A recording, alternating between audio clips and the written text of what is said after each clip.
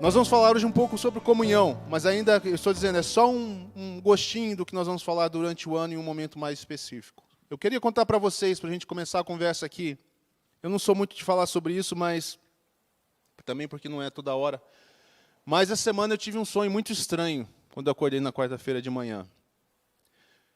E esse sonho era muito vívido para mim. Às vezes eu tenho alguns sonhos que são bem vívidos, assim, eu não sei muito o que fazer com eles. E a gente conversa com Deus, pede direção, tenta entender o que se trata. Eu tenho muita clareza em discernir um sonho comum de um sonho diferente. Eu não sei dizer o que o sonho é, mas eu garanto para você que eu sei quando ele é diferente do sonho normal do dia a dia. Eu sonho muito, inclusive isso me atrapalha de dormir, porque eu tenho regularmente muito sonho. Todo dia eu sonho bastante. E várias coisas diferentes, misturo um monte de coisa, aquela coisa que quem tem sabe. Mas eu ainda assim sei quando um sonho saiu da caixinha normal. E essa semana, um sonho que acordou e me chamou a atenção, era um sonho, eu vou só resumir para vocês, que senão eu vou passar a mensagem falando sobre o sonho. Mas resumindo, era um contexto de igreja, era um contexto de reunião, quase como aqui, por exemplo, e uma coisa chamou a atenção que estava acontecendo nessa reunião. Eu estava pregando, ou eu estava ministrando, e a ministração também começou a acontecer. Tinha várias coisas acontecendo. Sonhos são normalmente, às vezes, um pouco confusos nesse sentido. Mas eu consegui detectar uma coisa que estava acontecendo.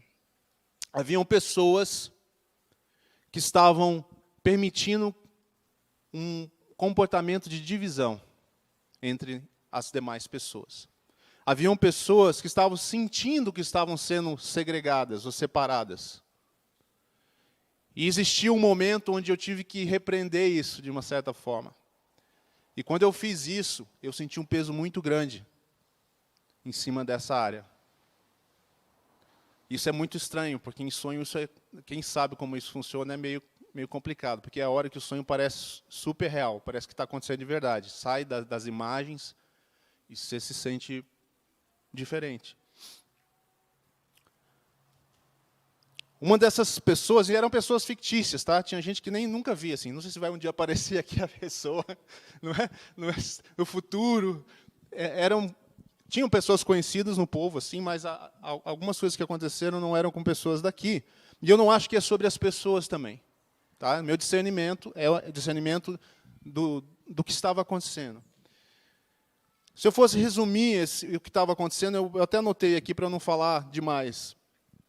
Eu acho que, de certa forma, nós precisamos perceber que muitas vezes na nossa natureza, como pessoas, nossa natureza carnal, Paulo fala muito disso, né, que os coríntios às vezes se comportavam, os coríntios, eu nunca sei se é Coríntios, Corinto, alguma coisa. O pessoal de Corinto se comportava de forma carnal às vezes, ou seja, é o crente que já é um crente de verdade, mas ainda não anda como um crente espiritual. Às vezes, na nossa carne, e todos nós temos esse tipo de comportamento muitas vezes, tá certo? Não estou aqui diferenciando pessoas.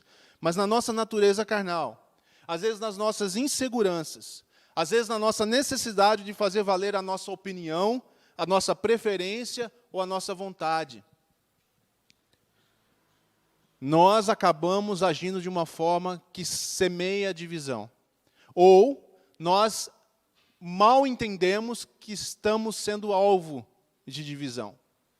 Por causa da nossa insegurança, por causa da nossa vontade, isso não é feito como eu gosto. Ou acho que a pessoa me deixou de fora. E você começa a botar a ideia na cabeça. Nesse sonho tinha um casal que claramente achou que estava sendo segregado por causa de alguma coisa que eles estavam... Eles eram professores da sala de aula. Esse é bem um casal que nem tinha aqui. Manda, Senhor, manda mais gente. Não tem problema vir com zica, não. A gente resolve. E a pessoa claramente estava assim, foi uma conversa interessante, porque o marido começou a intermediar a conversa entre a esposa e eu. Porque eles acharam que tinha a ver com algo que eles estavam divulgando. E aí depois, quando ela conversou comigo, ele percebeu que eu já estava vendo essa questão da divisão ali na ministração, muito antes deles se envolverem com aquilo. Aí ele falou, olha, amor, sabe quando um do casal tem conversa? Olha, amor, não é bem assim, isso já estava sendo visto, não é não tem nada a ver com você e tal. E aí eles começaram a se aproximar e vieram ver o que estava acontecendo. Mas além de nós mesmos, existe uma outra coisa que trabalha contra a comunhão, que o oposto da divisão é a comunhão. Concorda ou não? Onde há comunhão, não há divisão. Não pode haver divisão se você quer alcançar comunhão. E essa outra coisa, que é a última parte desse meu sonho, é o nosso inimigo, o diabo, que trabalha com todas as forças para que não haja comunhão. Sabe por quê? Porque onde há comunhão, onde há unidade, é onde Deus começa a se manifestar. Onde há um coração, é onde Deus começa a revelar a sua vontade para esse povo. Então, cada um de nós é chamado a cuidar e preservar a comunhão. Você e eu, em todos os momentos, precisamos perceber se estamos aceitando pensamentos negativos em relação à nossa comunidade, a outras pessoas. Eu não estou dizendo que isso está acontecendo, talvez seja um aviso para nós. Talvez nós seremos desafiados no aspecto da comunhão durante esse ano, naquilo que nós queremos fazer. E você começa a deixar que a sua insegurança fale, eu acho que eu não sou bem-quisto, ou eu acho que o que eu fiz não gostaram, e você começa a pensar só em você. E você esquece que o alvo é a comunhão cristã, e que é no meio dela que nós seremos desenvolvidos. Tudo bem? Comunhão, gente, é um princípio para a família, para equipes, para times, e ainda mais significativo na vida da igreja.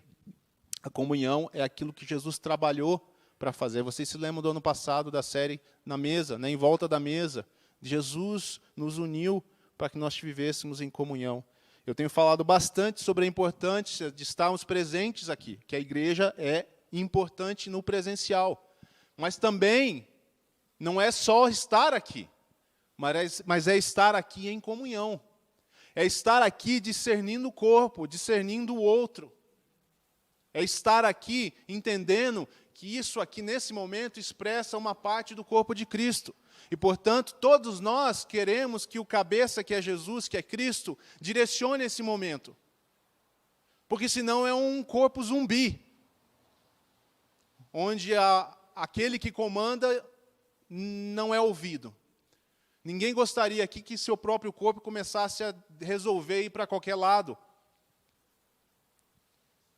Todos nós gostaríamos que nosso corpo nos obedecesse nas nossas determinações, na nossa vontade. Portanto, é importante estar presencial. Deus opera no meio da comunhão dos santos. Nós vamos falar um pouquinho sobre isso, e eu vou tentar resumir um pouco mais, porque quero que você fique com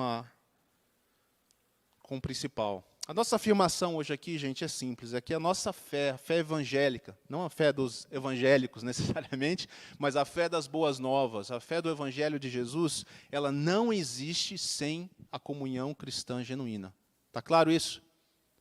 Você tem que saber disso, ela não existe sem a comunhão. Deus ordenou a sua bênção no meio do seu povo. Precisamos estar como cristãos conectados a um corpo e presentes e em comunhão. Uma escalinha. Nós temos que estar presente, temos que estar envolvido e buscando a comunhão. Não é estar corpo presente, né, que a gente fala, mas ausente no propósito, ausente na intenção. Abra sua Bíblia em Filipenses capítulo 1.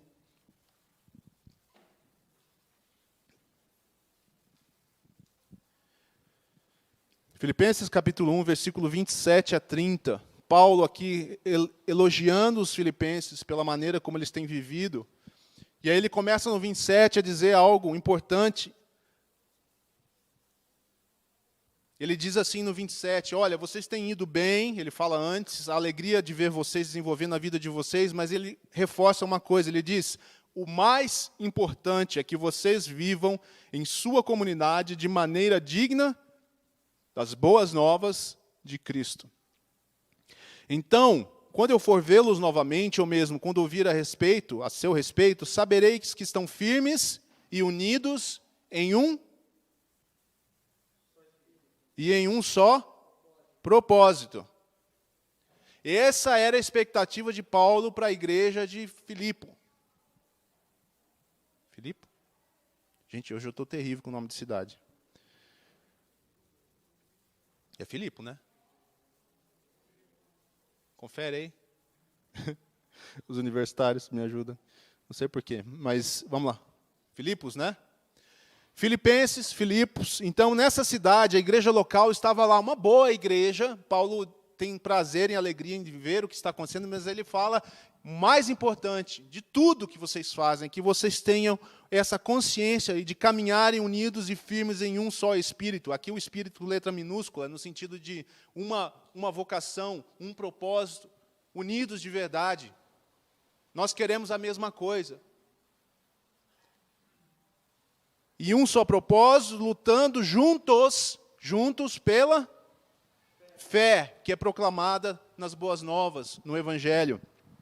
Não se deixe intimidar por aqueles que se opõem a vocês, isso é um sinal de Deus de que eles serão destruídos e vocês serão salvos, pois vocês receberam o privilégio não apenas de crer em Cristo, mas também de sofrer por Ele. Aqui Paulo está chamando a atenção, porque obviamente tentando viver essa vida de unidade, essa vida cristã que demonstra o Evangelho, que é o propósito da igreja, passa pela comunhão, passa pela unidade.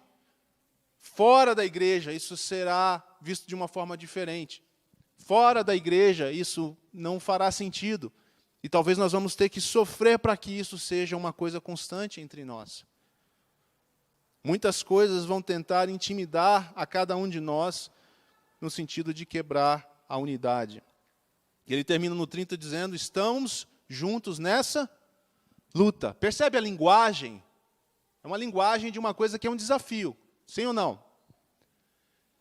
É uma linguagem que fala de desafio. Outros textos de Paulo vão falar coisas nesse sentido.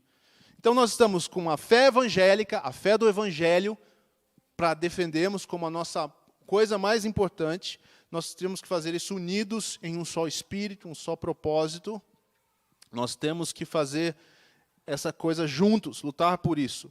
Eu quero ler mais uns textos hoje com você para a gente ver que isso é um tema muito recorrente. Abra sua Bíblia em João 17. Vamos ser rápido aí na abertura da Bíblia que a gente ganha um tempo. João 17, versículo 22 e 23, diz assim, Jesus falando, eu dei a eles a glória que tu me destes, para que sejam um, como nós somos um, comunhão, unidade. Eu estou neles e tu estás em mim, que eles experimentem unidade perfeita, para que todo mundo saiba que tu me enviaste e que os amas tanto quanto me amas. Então aqui não é mais Paulo em Filipos falando aos filipenses, é o próprio Senhor Jesus dizendo que o alvo da vida destes pequeninos é que eles experimentem a unidade perfeita. E que eles percebam que assim como eu estou em ti, Pai, e o Senhor está em mim, nós estamos com eles, e essa seja o testemunho deles para o mundo. Que eles experimentem, é a oração de Jesus, Ele está orando por nós. Agora você imagina que o próprio Senhor, nas suas últimas horas, nas suas últimas palavras, fez questão de passar um tempo orando por você e por mim. Que eles experimentem. Está no coração de Deus que nós experimentemos a unidade perfeita. Mais um texto. 1 Coríntios 1:10. Vamos lá, descolar as páginas da Bíblia, né? Você sabe que outro dia eu estava essa Bíblia nova e tinha uma página colada mesmo, mas não é porque eu não estava lendo, gente. Veio colada. Até ficou meio estragado aqui. 1 Coríntios 1, versículo 10. Olha a palavra de Paulo aos Coríntios. Os irmãos de Corinto. Irmãos, suplico-lhes em nome... Suplico-lhes. Olha o começo dessa frase. Irmãos, eu suplico-lhes. Por favor. Paulo está mandando uma carta, gente. A carta chegou. O cara do correio bate na porta, você pega a carta, você abre a carta e começa assim. Irmãos... Suplico-lhes, em nome do nosso Senhor Jesus Cristo, que vivam em uns com os outros. Não é harmonia na banda de adoração. Também. Desarmonia não dá certo. E ponham fim às divisões entre vocês. Antes tenham o mesmo parecer, unidos em pensamento e propósito. A comunhão, ela existe quando nós temos o mesmo pensamento e propósito, queremos a mesma coisa, mesmo na diversidade que nós temos como um grupo. Mas nós entendemos o que é essencial. E, acima de tudo, nós entendemos que a unidade precisa ser preservada. Temos que ser um corpo unido, temos que ser um povo que exerce comunhão genuína. Saindo do centro de Jesus, que ele diz aqui, suplico-lhes em nome do Senhor Jesus. É no nome dele que nós buscamos essa comunhão. Não é no nosso nome, não é na nossa força. Fora do nome de Jesus, vai sobrar apenas as nossas individualidades, as nossas próprias tendências, as nossas disposições mentais de separação, choques, conflitos, preferências. É em nome de Jesus, é por causa de Jesus. Vocês entendem quando se fala em nome de Jesus, né? Você está representando Ele. Eu, como representante de Jesus, eu vou para a comunhão cristã e eu vou deixar de lado as divisões, eu vou ter olhos atentos se eu não estou permitindo que pensamentos divisivos, não estou permitindo que as minhas preferências falem mais altos, eu não estou permitindo que as minhas inseguranças me afastem da comunhão, permitindo que as minhas inseguranças façam com que eu me imponha. Cada um tem um temperamento, às vezes um se impõe por causa da insegurança, é ou não é? Vocês também têm insegurança, né? Eu também tenho. Cada comportamento às vezes age de um jeito. Alguns se impõem por causa da insegurança, outros se retraem. Mas nós não queremos ser assim, nós queremos valorizar a comunhão no nome de Jesus e falar a comunhão é importante, ela está acima do que eu quero, do que eu desejo. Agora olha que interessante, Paulo fala em outro lugar, Romanos 15 agora. Só lendo a Bíblia você descobre um punhado de coisas sobre a comunhão. Romanos 15, estava pertinho aqui, eu fui para frente. Versículos 5 e 6 diz assim, que Deus, dava até para emendar esses textos, para ficar mais coerente, que Deus, aquele que concede, o quê? A gente precisa disso, não precisa? Para viver a comunhão. Deus sabe, gente. Deus sabe como nós somos. Quantas vezes vocês não tiveram que exercer paciência nas relações, na sua própria vida pessoal, na sua vida pessoal, quanto mais nas relações também na comunidade, na comunhão do corpo de Cristo. Paciência. Paciência e ânimo, as duas coisas. Uma te segura, a outra te empurra. Diga assim, eu preciso de paciência. E eu preciso de ânimo. Deus diz que concede, então você precisa receber. Amém? Aquele que consegue paciência e ânimo, os ajude a viver em completa harmonia uns com os outros. Se eu chamar o pessoal aqui do louvor e pedir para eles tocarem cada uma música num tom diferente, vocês vão ficar desesperados. Isso é o resultado da falta de harmonia. Que Ele os ajude. Nós precisamos de ajuda. Nós sabemos que temos que fazer, mas temos também essa ajuda. Como, ele diz ali, harmonia uns com os outros, como convém a quem? Aos seguidores de Cristo Jesus. Irmão, é com você e comigo que decidimos seguir a Jesus. Não é com outros, não é para falar para o outro. É você que resolveu seguir a Jesus. Agora você precisa encarar a sua vida de discípulo. Ou alguém forçou você a se batizar? Eu não me lembro de ter enfiado ninguém naquela caixa d'água na força, de ponta cabeça. Hoje é você. Segura aquele ali. Cada um de nós disse sim ao Senhor.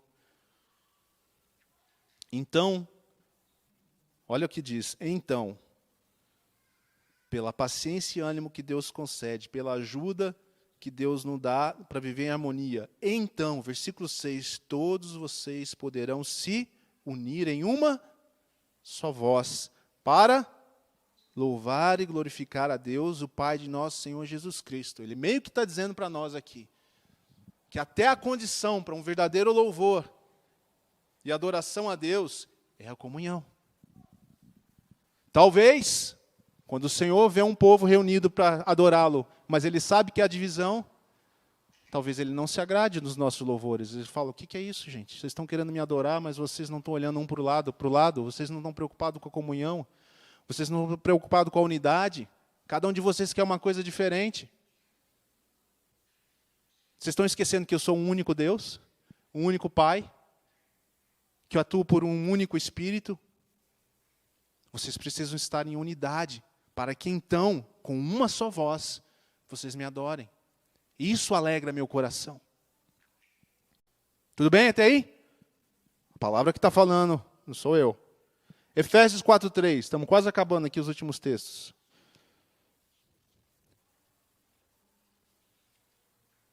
Efésios 4, versículo 3. O que diz ali? Está escrito lá? Vamos ler junto esse?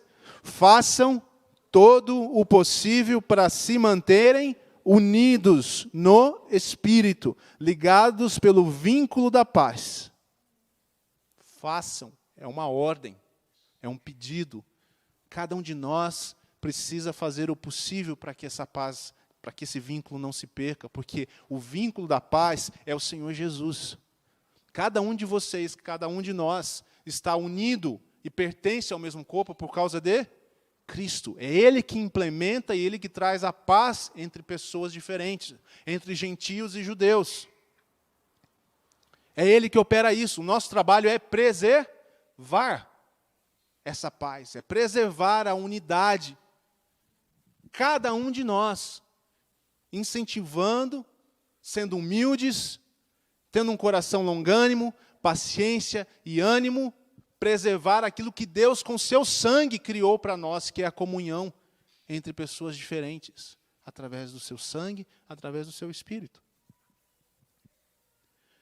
Se você ler um pouquinho mais à frente, ainda em Efésios, no versículo 11 a 14, ele vai falar dos 5 ministérios, ele vai dizer que o propósito desses 5 ministérios é edificar-nos.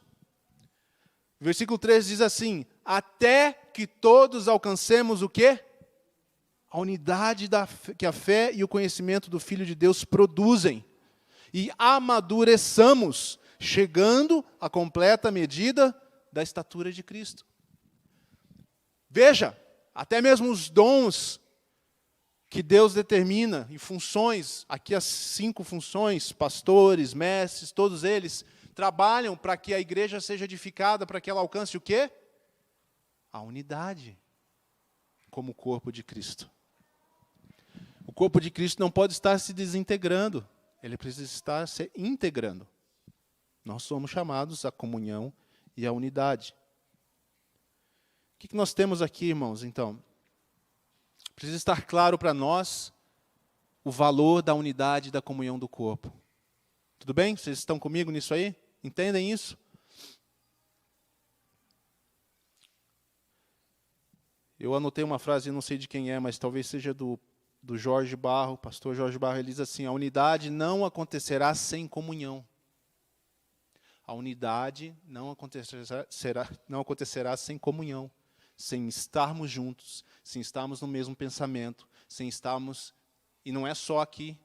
Comunhão não é só o culto. Comunhão é convivência em comum de um povo. E não é uma convivência qualquer. Quando você está junto em qualquer outra situação com esse povo, você ainda sabe que você é povo. Porque a vida é a vida de culto. E mesmo num almoço, numa festinha, num passeio no parque entre irmãos, isso é culto. E é o culto na vida. Nós continuamos sendo cristãos. Não que você vai estar lá tocando um violão e orando o tempo inteiro. Não é só isso, é uma vida de culto, onde você está o tempo inteiro discernindo o corpo, e tem comunhão e cresce. Ele diz, então, unidade não acontecerá sem comunhão, onde seremos conhecidos e conheceremos aos demais. É no meio da muvuca que a gente vai se conhecendo, e vai descobrindo as necessidades de depender de Deus, vai vai aprendendo a perdoar, e tendo razões para perdoar, a ser perdoado e receber perdão, a sermos humildes como Jesus foi. Separados, nós não tratamos da nossa alma. A pergunta é se você está disposto a pagar o preço que você tem que pagar pela comunhão, porque esse é o convite de Jesus, e é o convite do discípulo. Mais uma vez, Filipenses 1:27 diz, lutar juntos não é a batalha de uns poucos. Não pode ser a batalha minha, nem pode ser a batalha da liderança, nem pode ser a batalha de um grupo de pessoas liderando trabalhos. é um trabalho para a igreja. Paulo escreveu à igreja em Filipos. Irmãos, lutem pela unidade da fé.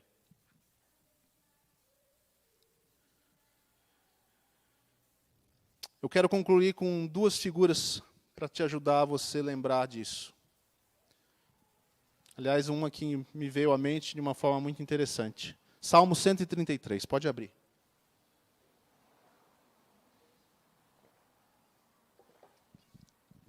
Em primeiro lugar, você já percebe que a ideia de comunhão que Deus traz, ela não é coisa do Novo Testamento apenas. Isso é algo que Deus planejou desde o chamado de Abraão. Eu quero formar um povo que eu vou chamar de meu, e um povo que estará em comunhão comigo. Quando Deus tira o povo de Israel do Egito, ele diz: Faraó, separe esse povo para que eles me adorem e estejam comigo no deserto. Quando os salmistas falavam do templo do Senhor, semana passada, retrasada, nós falamos isso também. Deus desenvolveu um relacionamento, as pessoas amavam estar em comunhão, estarem juntas nos átrios do Senhor. Salmo 133, eu falei para vocês abrirem, eu mesmo não abri, né? Ótimo. Preste bem atenção, gente. Vamos ler bem com calma esse texto aqui. Eu quero que isso influencie seu coração. O texto diz assim: como é bom e agradável quando os irmãos vivem em união. Agora preste atenção. Pois a união é preciosa como o óleo da unção. O óleo da unção era uma das coisas mais importantes no conceito do Antigo Testamento, que era usado para ungir sacerdotes, levitas, aqueles que estavam autorizados a estar na presença de Deus em favor do povo. Cada um de vocês hoje é um sacerdote. Deus nos constituiu em Cristo reino de sacerdotes. Todos vocês receberam o óleo da unção, que é o Espírito Santo. E Deus diz aqui, através desse salmo, antecipando a comunhão: como é bom e agradável quando os irmãos vivem em união, pois essa união é preciosa como o óleo da unção. Valorizar a presença do Espírito Santo e valorizar a comunhão genuína dos irmãos está no mesmo nível para as Escrituras, porque uma coisa não pode ser dissociada da outra, porque é um mesmo Espírito que nos une. Não reconhecer o Espírito do Senhor no seu irmão, na sua irmã, fere a comunhão. Fere o coração do Pai, que vê todos nós como filhos e filhas em Cristo Jesus. Essa é a primeira figura que ele fala ali. A união é preciosa como o óleo da unção. E depois ele diz no 3, e ela é revigorante como o orvalho do Monte Hermon. A comunhão é revigorante. Há um mistério aqui que a gente não valoriza e talvez a gente não perceba. A comunhão dos santos é um lugar de bênção. Deus determinou dessa forma. A comunhão dos santos é um lugar de revigoramento, se essa palavra existe. Portanto, a pior coisa que alguém faz é ficar em casa, porque está cansado. Essa é a minha opinião, lendo esse texto. Existem muitos motivos para você ficar um dia em casa. Eu não estou avaliando isso, estou dizendo que há um mistério que Deus coloca para o seu povo. A palavra do Senhor. A união é preciosa e ela é revigorante. E termina dizendo assim no final do texto: ali, nesse lugar onde há união, onde os irmãos vivem em união, ali o Senhor pronuncia a sua bênção e dá o quê? Vida para sempre. Amém? Isso muda um pouco a nossa perspectiva da comunhão. E, de novo, não é aqui, tá, gente? Estou usando como exemplo, mas é a vida em comunhão. E quando você se reúne com alguém que é filho de Deus, e você está num grupo de pessoas, e você está com essa consciência ativa, e você olha, às vezes, para 4, 5 pessoas num grupo pequeno, ou num passeio que seja, e fala: cara, esses são meus irmãos e minhas irmãs. Ali o Senhor pronuncia a sua bênção e dá vida para sempre. Deus está nos chamando conjuntamente, apesar dele nos salvar individualmente. Ele nos chama individualmente, mas ele nos insere num corpo. Todos somos batizados no mesmo corpo, que a gente conhece como a noiva de Cristo. Não tem duas noivas, gente. É uma noiva. Por isso que o lugar de bênção é no corpo e na comunhão do corpo, porque é o próprio corpo do Senhor. Estão entendendo isso? Por que ali é o lugar da bênção, da união? Porque o corpo está ligado à cabeça. Estar no corpo, estar discernindo o corpo, entendendo a comunhão do corpo, faz toda a diferença. O Senhor diz que é ali que Ele pronuncia a sua bênção. Então não é nem a respeito do que você sente quando você está com o corpo, ou do que você não sente, ou do que você vê ou você não vê. É uma questão de fé e de obediência à palavra, e saber, Senhor, como é bom e agradável estar unido com os irmãos, estar em comunhão, estar envolvido, porque o Senhor, de uma forma misteriosa, que eu nem entendo, mas eu recebo e eu creio, porque é a Tua palavra, o Senhor ordena ali a sua bênção, e o Senhor dá vida para sempre. Porque é preciosa como óleo da unção essa comunhão, e é revigorante. Não é isso que nós queremos muitas vezes, que nós estamos precisando?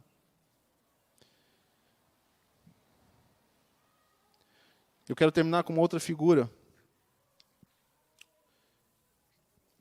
que é uma figura para dar uma ideia, mais um reforço na ideia de como é importante essa comunhão. Agora que você sabe que ela é importante, e por que ela é importante. Agora que você sabe que Jesus orou para que essa unidade existisse, essa comunhão existisse. Agora que você sabe que é um lugar de misteriosa bênção de Deus, que nós não entendemos muitas vezes. Eu me lembrei, terminando de preparar essa mensagem, do exemplo que o William trouxe semana passada de Marta e Maria. Você não discernir a comunhão é como você está com Jesus na sala da sua casa e está envolvido com um monte de outras atividades. É isso aí. Você já sabe, Jesus ali simboliza a comunhão, porque a comunhão é com Ele. E a comunhão com Ele é a comunhão com o seu corpo. Não tem como excluir, gente. Não dá para ser amigo de Jesus e não ser muito amigo do corpo de Jesus. Cara, eu amo Jesus, mas eu não amo muito a igreja. É muito confuso. O pessoal não faz o que eu gosto. Falta isso, falta aquilo. Não, gente. A igreja é o Senhor Jesus, porque é o corpo dele. Não discernir a comunhão e não lutar para preservar a unidade da igreja, naquilo que ela precisa, de forma prática, nas suas atividades, muitas vezes, em oração em casa, quando você não está aqui. Ore pela preservação da unidade, fala, Senhor, une a gente, Senhor, dá um só propósito, orienta, nós queremos ser um único corpo, restaura, Senhor. Se a gente não tem essa percepção, a figura aqui de Marta e Maria nos ajuda a entender isso, é como se o Senhor estivesse ali. Em vez de você estar aos pés dele, buscando comunhão, você está envolvido com um monte de outras coisas. Porque a não percepção da unidade e da comunhão é justamente você estar ocupado com coisas secundárias. E aí você não participa da comunhão como deveria, porque você tem outras coisas mais importantes para fazer. E você não discerne o mistério do Salmo 133.